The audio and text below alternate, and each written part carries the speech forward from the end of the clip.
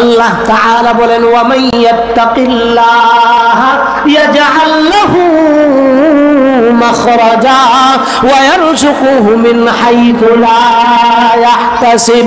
আল্লাহ বলেন বান্দা তুমি যদি তাকওয়ার জিন্দেগি অবলম্বন করো বান্দা, তোমাকে আমি এমন জায়গা থেকে রিজিক দিব যেই রিজিকের বিষয়ে তোমার মস্তিষ্কের মধ্যেও চিন্তা ছিল না। কথা ঠিক না বলে? আল্লাহ বলেন লা ইয়াহতাসিব, এমন রিজিক দেব যেটা হিসাব করে কুলাইতে পারতাম। বুঝেন নাই কথা? আপনি চিন্তা করেন দুনিয়ার ভিতরে আপনারা যারা গার্মেন্টস সেক্টরে কাজ করেন সকাল থেকে নিয়ে সন্ধ্যা পর্যন্ত লম্বা একটা সময় আমরা অনেকেই মেহনত করি, এটা শুধুমাত্র দুনিয়া অর্জন করার জন্য।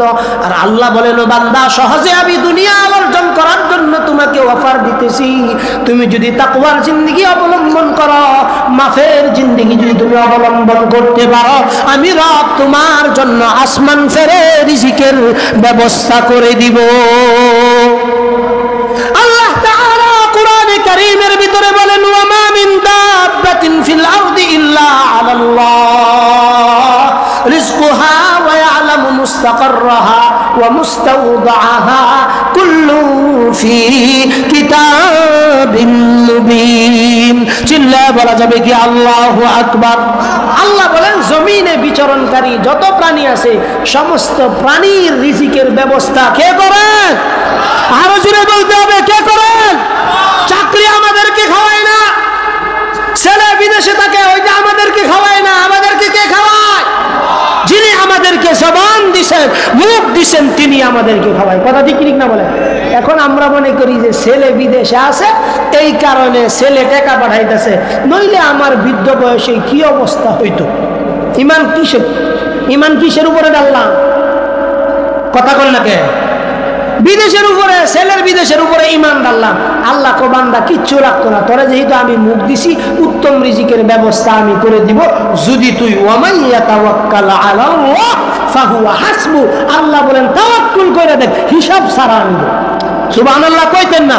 এটা কইয়া দেন কিছু সুবহানাল্লাহ এর বাড়ি যায় কইলে।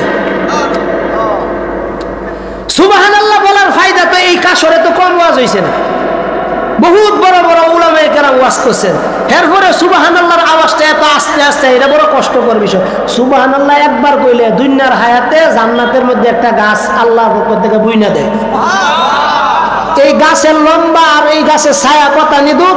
হাদিস শরীফে আসছে রাসূলুল্লাহ বলছেন যে 500 বছর যদি একটা দ্রুতগামী ঘোড়া একাধারে বিশ্রাম ছাড়া দৌড়াইতেই থাকে তারপরেও এই গাছের ছায়া অতিক্রম করতে পারবে। আর একটু আস্তে কর। এজন্য আল্লাহ তাআলা বলেন ওয়া মান ইয়াতাওয়াক্কাল আলাল্লাহ ফাহুয়া হাসবু। আল্লাহ তাআলা বলেন রিজিক চাও আমার কাছে চাও, তাকওয়ার জিন্দেগি অবলম্বন করো, আমি রব তোমাকে আসমান ফেরে রিজিকের ব্যবস্থা করে দিব। চিল্লায় বলেন সুবহানাল্লাহ। এজন্য প্রশস্ত রিজিকের রাস্তার একটা মাধ্যম হলো মাফের জিন্দেগি অবলম্বন করা, তওবার জিন্দেগি অবলম্বন করা। আজকের ওয়াজ থেকে এই বিষয়টা তো নিতে পারবেন ইনশাআল্লাহ। আপনি যদি আল্লাহর কাছে মাফ চান, আল্লাহর আদত হইল বান্দা চাইবো আল্লাহ দিয়ে দিব। বুঝেন নাই কথা? আল্লাহ তাআলার আদত হয়েছে বান্দা চাইবে আমি দিয়ে দেব। আল্লাহ তাআলা ওয়াফিস সামাই রিজকুকুম ওয়া মা তুআদুন। জমিন থেকে রিজিক আসে না, রিজিক আসে কোথা থেকে? আসমান থেকে রিজিক আসে। আসমান থেকে যখন বন্টন হয় তখন জমিনের ভিতরে দান বুনলে, ওই জ্বালা বুনলে ওখান থেকে দান উৎপন্ন হয়। আর আপনি যেই বাপটাকে গুরুত্বহীন মনে করে আপনি অল্প একটু খেয়ে হোটেলের ভিতরে 500 টাকার খাবারের ভিতরে অর্ধেক খেয়ে আর অর্ধেক ফালাইয়া দিলেন, আল্লাহ বলেন বান্দা এই যে খাবারটা তুমি ফালাইলা, এই খাবারটা তুমি মনে করছো এমনি এমনি তোমার প্লেটের মধ্যে আসে না, একটা ভাত তৈরি হওয়ার জন্য আল্লাহর রহমতের 70টা ফেরেশতা ধারাবাহিকভাবে এটার পিছনে মেহনত করছে। সুবহানাল্লাহ।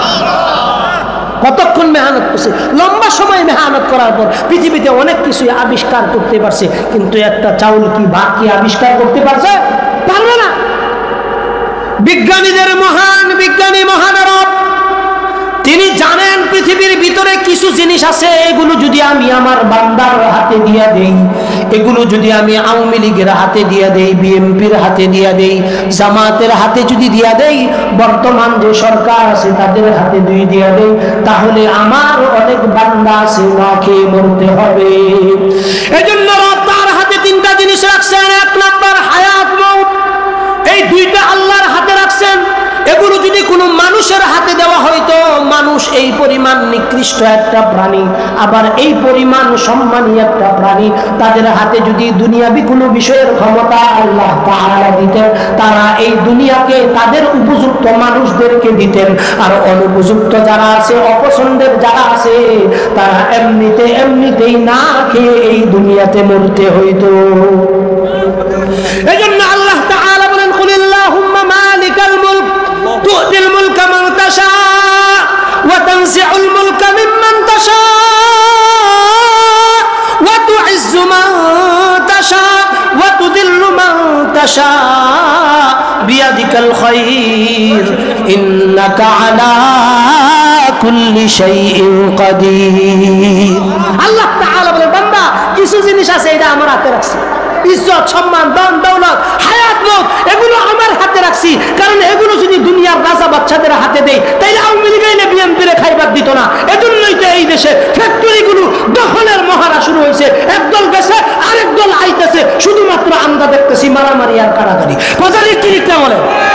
এই সমস্ত দান্দামি বাদ দেন মিয়া, দেশের মোহাব্বত রাইখা, এই দেশের মায়া মোহাব্বত রাইখা তারপরে কিছুটা রাজনীতি করেন। যদি অন্তত জনগণের মোহাব্বত নিয়ে রাজনীতি করতে পারেন, এতটুকু নিশ্চিত থাকেন মানুষ মরার পরে আপনার জানাজা পড়ার জন্য যাইবে।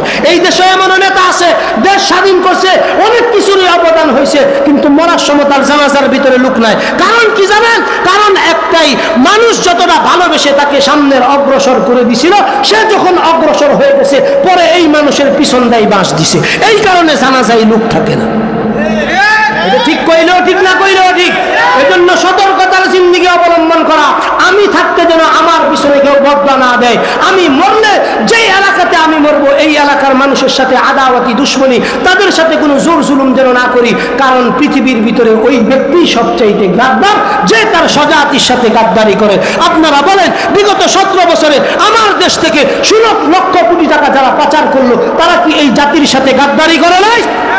এইটা যদি আজকে কোনো হুজুররা করত, বাংলাদেশের একজন আলেমেরা বিদেশে বেগম বাড়িতে বাড়ি নাই, লন্ডনে বাড়ি নাই, দুবাইয়ে বাড়ি নাই, আমেরিকাতে বাড়ি নাই, কিন্তু তারপরেও কথায় কথায় আমাদেরকে খুশা মারা হয় যে মোল্লারা এই দেশটা খাইছে। কেন আমার লোকে তুমি তো সমস্যা কিসের? আমরা 15,000 টাকার ইমামতি করি, এইটাও ভালো লাগে না তোমার? এইখানতেও বেতন কেমনে কমাইবা? আবার ইমাম সাহেব রাহার সময় সুন্দরীরা কত, হুজুর আমরা গরিব এলাকার মানুষ, কিন্তু ফকুর আগা কাটাইতে গেলে 3 লাখ টাকা খরচ করে। কথা কন না, এই জাতের মুসল্লি আমরা। আল্লাহ আমরা সবাই বুঝদান করুক, সবাই বলেন আমি। আজকের এই মাদ্রাসার মাহফিলে অন্তত কাশরের এই এরিয়াতে আমি মনে করছিলাম যে শ্রোতাদের একটা দল হইব, কিন্তু মাশাআল্লাহ যতটুকু হয়েছে আলহামদুলিল্লাহ, কষ্টের কোনো কিছু নাই। কারণ ভালো কাজ করতে গেলে আল্লাহর কবুলিয়াত লাগে। কথা বুঝেন না? এটা যেন তেন ব্যক্তি করতে পারে। এজন্য আপনারা শুকরিয়া আদায় করেন যে আল্লাহ আমাদেরকে দ্বীনি প্যান্ডেলে আসার তৌফিক দান করছে। আমাদের দেশে অনেক মানুষ আছে, বিভিন্ন সময় বিভিন্ন আকারে অ্যাঙ্গেলে আমাদেরকে ইনসাল করে, প্রাইভেট মাদ্রাসা করবে। এই প্রাইভেট মাদ্রাসার হুজুর আবার কি জন্য? মাহফিলের জন্য কালেকশন করবে। কেরে বাবা, আপনি কি গাঁজা খাইবার লেগে টেয়া দিতেছেন? মাহফিল করার লেগে টেয়া দিতেছেন। প্রাইভেট মাদ্রাসায় বেড়া টেয়া খাইব করতে, জেহানি ভাই নিজে তো বেড়া বউ ফুলা করলে চলতে এই কষ্ট হয়। আর ওখান থেকে কয়েকটা টাকা যদি 2-4 জন দেওয়ার পরেও শ্বাস চলে, ওয়াজের কোনো শেষ নাই। প্রাইভেট মাদ্রাসা হেজে এতগুলো টাকা কালেকশন করছে, এই কালেকশন করার পরে যখন লাভ হইব, এটা কি আম করে দিব? লাভ করে বেগম পাড়ায় বাড়ি কিনবো। কথা বুঝে না? বেগম পাড়ায় বাড়ি, এইগুলো চিন্তা আমার আমাদের। আরে ভাই দিনই কাছে একজন করতেছে, তাকে আমরা সহযোগিতা করি না। যদি সহযোগিতা করি এই টাকাটা তো আমার জলে গেল না, এগুলো আমার কিয়ামতের দিন আখেরাতে সাক্ষী দিবে। এই আপনার অর্থ আপনার নামে সাক্ষী দিবে। এই যেখানে বসে আছেন জমিন আপনার বিরুদ্ধে আপনার পক্ষে সাক্ষী দিবে, বলবে ইয়াউমা ইদিন তুহাদ্দিসু আখবারাহা। জমিন বলবে আল্লাহ এই শামসুদ্দিন মাহফিলের মধ্যে বসে ছিল, ঠান্ডার ভিতরে পাউটা ঝিমঝিম করতেছে, তারপরে উঠে নাই কেরে উলামায়ে কেরামদের মুহাব্বতে উঠে নাই। আর যেই মানুষ উলামায়ে কেরামদের সাথে, মাদ্রাসার সাথে, মসজিদের সাথে তাআল্লুক রাখে, মুহাব্বতের সম্পর্ক রাখে, কোনো দ্বন্দ্বের ভিতরে নাই, কোনো ফ্যাসাদের ভিতরে নাই, এই ব্যক্তিদের দুনিয়াও দেখবেন ভালো, আখিরাতও তাদের জন্য ভালো। কথা বুঝেন না? দুনিয়াও ভালো তাদের জন্য, আখিরাতও ভালো। এই কারণে আমাদের সাবধানতার জিন্দেগি অবলম্বন করা চাই যে আমরা এই দুনিয়াতে আসছি, চিরকাল কেউ থাকবো না। আজ ভি জানা কাল ভি জানা, জানা তো একদিন হ্যাঁ, জানে ওয়ালা সব যায়েঙ্গে রাহনে ওয়ালা কুন হ্যাঁ। আজকে যাই আগামীকাল যাই, সকলেই আমাদের যাইতে হবে। ইহা হাম সব মুসাফির হ্যাঁ, ওহি আখের ঠিকানা, কুই আগে রওয়ানা হয় কুই পিছে রওয়ানা। আমরা সকলেই কবর পথের যাত্রী। আমাদের আখিরাতের সামান অর্জন করার জন্য আজকের এই বাংলাদেশের মাহফিলগুলো অত্যন্ত তাৎপর্য বহন করে। কথা ঠিক কি ঠিক না বলেন? করোনার সময় আপনারা লক্ষ্য করেছেন, করোনার মধ্যে আপনারা লক্ষ্য করেছেন আমাদের এই দেশে যখন করোনার কারণে 3 বছর, আলা ইন্না আউলিয়া আল্লাহ লা খাউফুন আলাইহিম ওয়া লা হুম ইয়াহজানুন। চিল্লায়ে বলেন আল্লাহু আকবার। আল্লাহ তাআলা বলেন আমার যেই সমস্ত বন্ধু, আল্লাহ তাআলা বলেন আমার যেই সমস্ত বান্দারা আমার পরিচিত, আমার মহব্বতের, তাদের দুনিয়াতেও কোনো ভয় নাই, আখিরাতের মধ্যেও কোনো ভয় নাই। আল্লাহ বলেন দুনিয়ার ভিতরেও তারা ভয় মুক্ত, আখিরাতের মধ্যেও তারা ভয় মুক্ত। তারা কারা? তারা হলো আলেম উলামায়ে কেরাম। তাদের সাথে এই রকম আদাওয়াতি দুশমনী, কিরামান কাতিবিন মার্কা চিন্তা ভাবনা যারা করে, তারা পশ্চিমকালেও মানসিক চিন্তার ভিতরে থাকে না, মানসিক ভারসাম্যহীনতার ভিতরে তারা চলে। কথা কি ঠিক না বলে? এগুলো সুস্থ মানুষের কাজ। আল্লাহ তাআলা কি বলেন? ওয়ায়ুমদিদুকুম বিআমওয়া ওয়া বানিন ওয়া ইয়াজআল লাকুম জান্নাতিন ওয়া ইয়াজআল লাকুম আনহারা। আল্লাহ বলেন সন্তান দেন, সম্পদ দেন, বউ দেন। কি দেন? কেন আমরা কইতেছি আল্লাহ সম্পদ দিবেন, বউ দিবেন, এটা খাওয়ায়াম করতে। আল্লাহ তাআলা বলেন ওয়া মাইয়াত্তাকিল্লাহ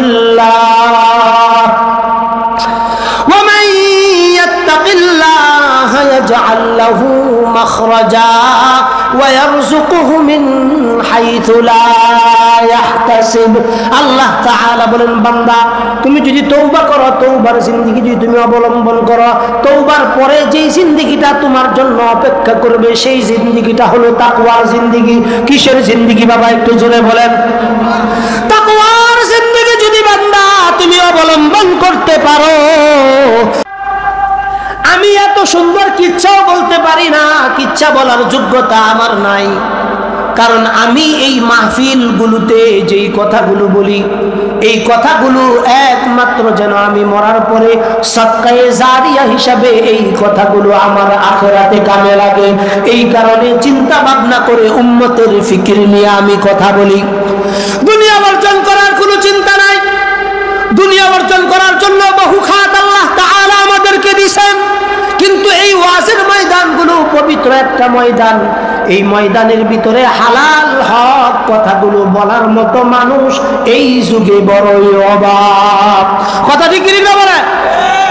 এই জন্য মুসলমান বাবাজিরা আমার, আল্লাহ বলেন এই দুনিয়াতে আমি তোমাদেরকে প্রেরণ করছি, 1000 বার বান্দা তুমি তওবা করবা, 1000 বার আমার কাছে তুমি তওবা ভঙ্গ করবা।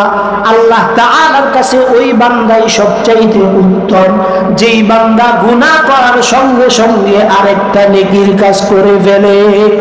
এখন আপনি বলতে পারেন হুজুর আমি গুনাহ কইরা ফেলাইছি আবার নেকির কাজ করছি, তা আবার কি আমার গুনাহ করা যাবে? আপনি লক্ষ কোটি বার গুনাহ করেন না কেন, আল্লাহর জমিনে যদি কোনো বান্দা গুনাহ না করতো, মানুষ বাদ দিয়ে আল্লাহ নতুন জাতি প্রেরণ করতেন যেন গুনাহ করে।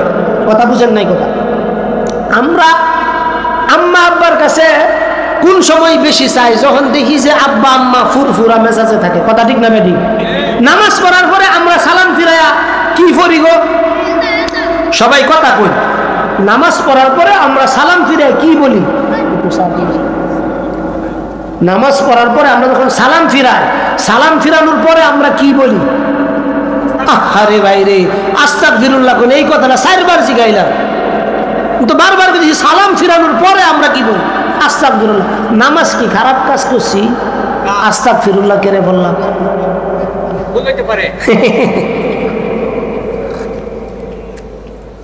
রাসূলের সাহাবীদের আচরণ ছিল, আল্লাহ রাসূল যখন সাহাবীদেরকে কোনো প্রশ্ন করতেন তখন তারা বলতেন ওয়াল্লাহু আ'লামু ওয়া রাসূলুহু, আল্লাহ এবং তার রাসূল ভালো জানেন। উম্মতের উলামায়ে কেরামও যদি কোনো প্রশ্ন করে তখন আপনাদেরকে এভাবেই উত্তর দিতে হবে। যেমন একজনে করেছে নামাজের ভিতরে ভুল হইতে পারে, নামাজের ভিতরে ভুল হইলে আপনি আস্তাগফিরুল্লাহ বলে কোনো ফায়দা নাই, বরঞ্চ আপনি যে আল্লাহর কাছে সেজদা দিবেন, আল্লাহ তাআলা আপনার নিকটে চলে আসছেন। আল্লাহ রাসূল মেরাজের রাত্রিতে আল্লাহ তাআলার কাছে দরখাস্ত করেছেন, আল্লাহ আপনি তো আমাকে এনে আপনার সঙ্গে সরাসরি সাক্ষাৎ করাইলেন, কিন্তু আমার এতিম উম্মতরা তো আপনার সাথে সাক্ষাৎ করার সুযোগ পাইল না। কেউ কি আপনাদের কথা এইভাবে কোথাও বলছে? একমাত্র মুহাম্মাদুর রাসূলুল্লাহ সাল্লাল্লাহু আলাইহি ওয়াসাল্লাম মেরাজে যাও আমার কথা বলেন নাই, আপনার কথা বলেন নাই। এ বায়ানচারী, আপনারা দাঁড়ায় রয়েছেন, কি সমস্যা রে ভাই? ভিতরে আইলে কি কষ্ট হইব? আয়া করুন, আয়া করুন, কিছু যদি ফাইবার চাই না আয়া করুন। হেন থাকলে হেন রহমতের ফেরেশতা বেষ্টন নাই, যারা আছে তাদের আশপাশ দা ফেরেশতা আছে। এই জন্য সময় থাকতে বরকতি বাগানের ভিতরে ঢুকে পড়েন। আশা করা যায় উলামায়ে কেরামদের মজলিস কার দিকে কার কথায় কি কোনটাতে ফায়দা হইতে পারে বলা যায় না। এমন কিছু কথা আছে যেগুলো হয়তো শোনার পরে আপনার জীবন পরিবর্তন হয়ে যাইতে পারে, হেদায়েতের রাস্তা আপনার জন্য প্রশস্ত হয়ে যাইতে পারে। এজন্য এদিক সেদিক ঘোরাফেরা না করে আমরা সকলেই মাহফিলের প্যান্ডেলে চলে আসি। বিসমিল্লাহির রহমানির রহিম।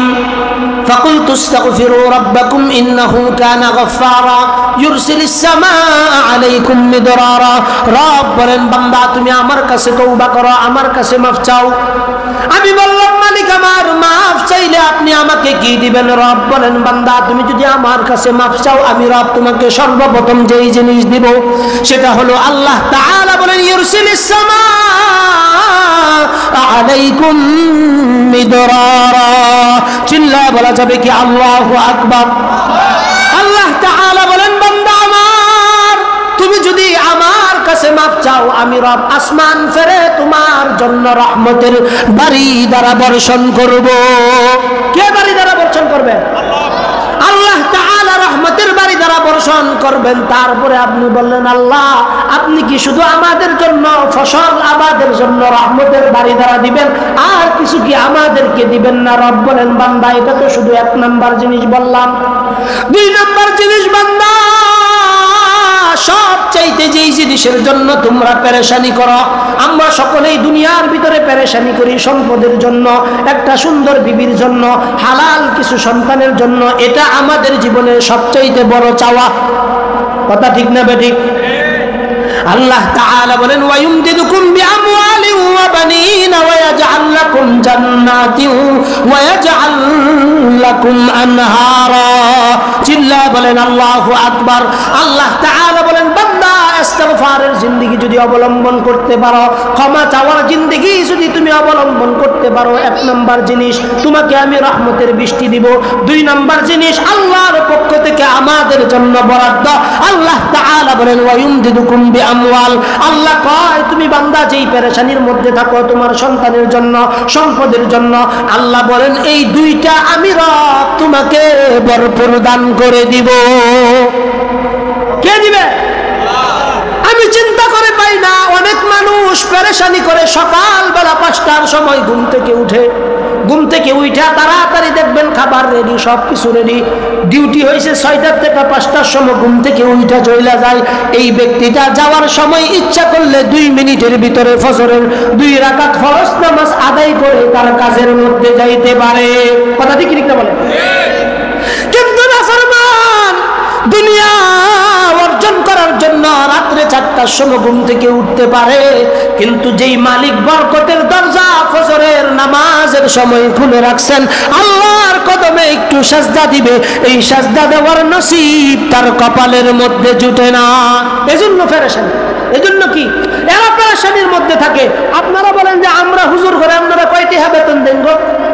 বেশিতে বেশি দিলে 15,000, 15,000 দিয়া হাই প্রতি শুক্রবার সপ্তাহ একবারে 15,000 টাকা দিয়ে হের পরে যে কি কথা কয় যে মনে হয় 15,000 টাকার বাস আন করে প্রতিদিনে 110 বার দেওয়া হয়। বুঝেন নাই কথা?